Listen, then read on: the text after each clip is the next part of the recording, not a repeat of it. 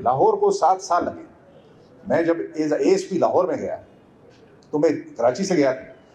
वॉल्टन academy में हमारी training हो रही थी, तो मैं उस ज़माने की 94 की ट्रैफिक और चीज़ों को देख के परेशान हो गया। मैंने कहा ये किस तरह लोग यहाँ पर ड्राइविंग करते हैं, लेकिन क्योंकि सिस्टम के बारे में कहा हमने, सेफ सिटी के बारे में और इन सब सिस्टम के बारे में कराची पुलिस ने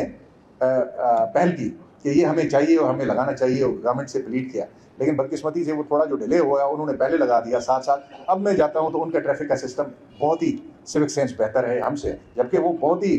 निचले लेवल पे वो ट्रैफिक का निज़ाम था उनका, वो ऊपर ले आए 7 साल। तो शुरू में ज़रूर प्रॉब्लम्स होंगे, शहरियों को होंगे, पुलिस को होंगे, इन सिस्टम को चलाने वाले, लेकिन ये कोई हर्फ आखिर नहीं। इसमें जो इंटरवेंशन, जो तब्दीली हमें करनी पड़ी, इंशाल्लाह हम आपके फीडबैक की रोशनी में वो करेंगे। We are open to it, और इंशाल्लाह आप देखेंगे अल्टीमेटली कराची कोई भी फॉरेनर जब शहर में उतरेगा वो कहेगा कि ये महज़ब लोगों का शहर है, क्योंकि अगर किसी को कोई गैज करना होता है कि तहजीब इस शहर में कितनी महज़ब, कितने हैं ये लोग यहाँ के, तो वो ट्रैफिक देखता है।